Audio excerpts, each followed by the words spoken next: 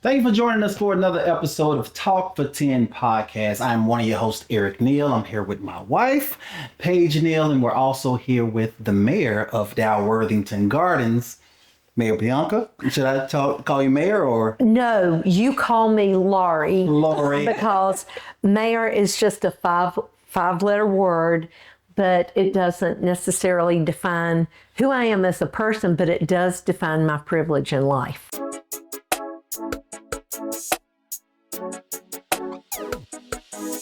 Okay. Oh, wow.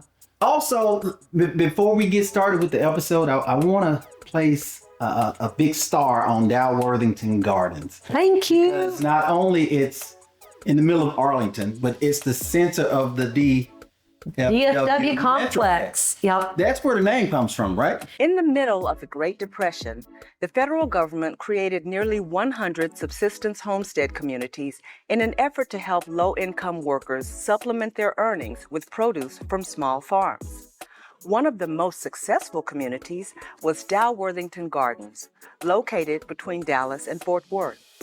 Yes, we actually have the longest name in Texas. Dal from Dallas, Worth from Fort Worth, Ington from Arlington, and Gardens because it was founded by Eleanor Roosevelt in the 1930s when she came to Fort Worth to a wedding.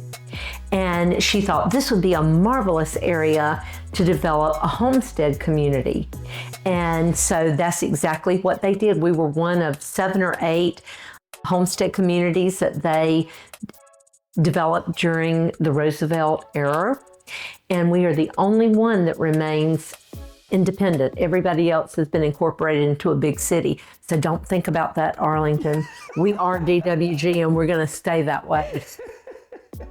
Thank you for joining us for another episode of Talk for 10. Today we are at Mayor of Dalworthington Gardens house here. We're going to do an interview and talk to her and just see if we can find out a little bit more interesting information about her. Everybody sees you around town and they always say, Laurie is beautiful, not only inside, but also on the outside. And you just bring this spirit with you everywhere you go.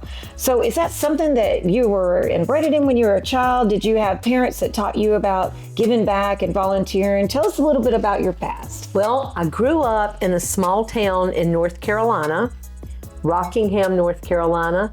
And my parents, as my former husband would say, were like Jesus and the Virgin Mary, because I don't think they ever did anything wrong in their lives. And they raised us pretty much like our house was Disneyland. Yeah. Everybody was always happy. I never knew people argued. And every time the church doors were open, we were there. We didn't miss a single sermon. Okay. Now, that's not to say I paid attention all the time, but we were there every time the church doors opened. But my parents were very, very, very, my mother still is a very positive person. Daddy died several years ago. And so when that happened, a piece of me died, but I couldn't cry because I know he's better off and I know he's sitting at the feet of Jesus, probably playing the piano for the choir, because that's what he did from the time he was 8. He was naturally musically gifted. That is incredible. And so you started your journey, though, after that in education. It wasn't even about governance. You started in education. Girl, I surround myself with really smart people. And that's the key to anybody's success. Whenever I was growing up, I always wanted to be a teacher. And if I got paid 5 cents for every hour I taught, I would be a multimillionaire at this point. But I loved teaching. I taught in North Carolina for 6 years. And after my first year of teaching, I decided that maybe I had not picked the perfect profession for me, because those kids just did not always listen like I did when I was a little girl. And so I went back and got my master's and started on a PhD. And in one of my graduate classes, one of my professors took a group of folks to England. And so I did that to take it off as teaching credit, and I could take it off my taxes. So I did that, and then I got the travel bug. And Dr. Collins' daughter, Mariah, the next summer said, Laurie, I'm going to Italy for the summer to brush up on my Italian before I graduate. Would you like to go with me? And I thought, heck yeah, but I don't speak a word of Italian. So I applied to the school and I said, y'all don't speak a word of Italian, but I can learn. So they accepted me into this school in Florence, Italy called the Euro Center. And I went, I got ready to go. And then Mariah called 3 weeks before the class started and said, can't go, got to take a class to graduate on time. Oh. So I thought, you know what? Life is too short and opportunity is not a lengthy visitor. So I said, I'm going by myself. And I fell in love with Italy. So fortunately, a gentleman by the name of Lou Persky called me a week before the hiring conferences the next year and offered me a position at the school. And I said, heck yeah, I want that.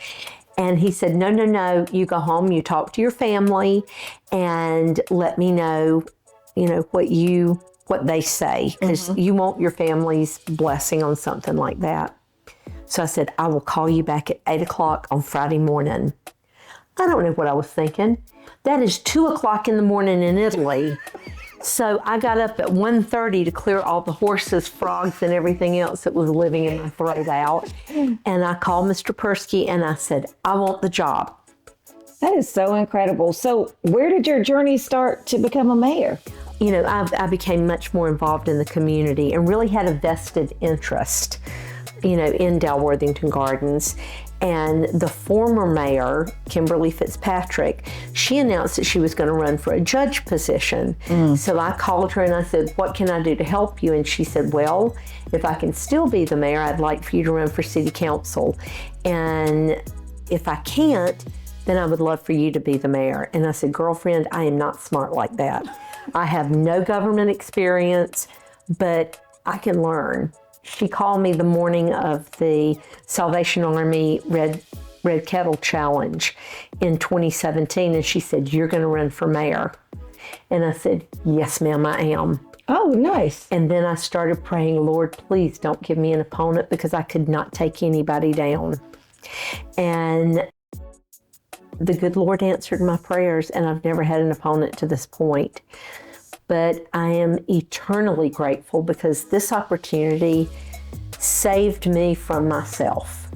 And it gave me the opportunity to give back because I have led a tremendously blessed life.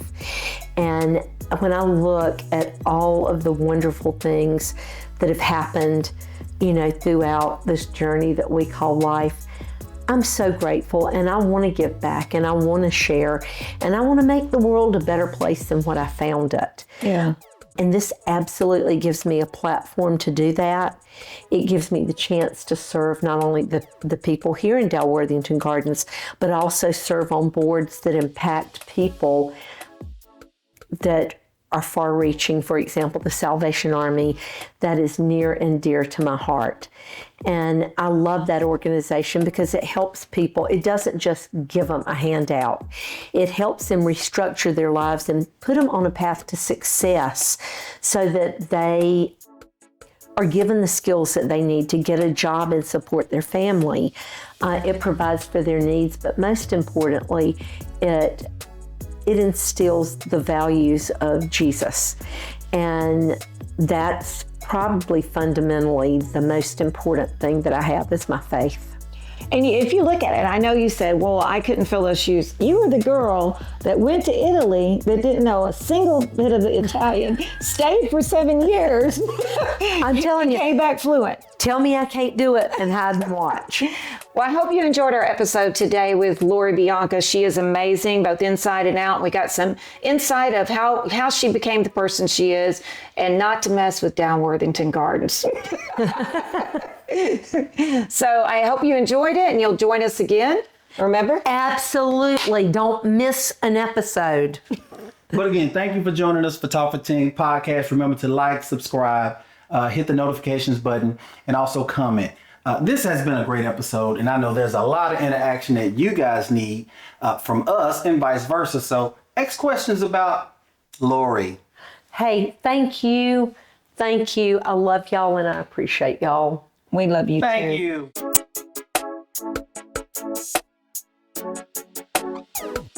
you.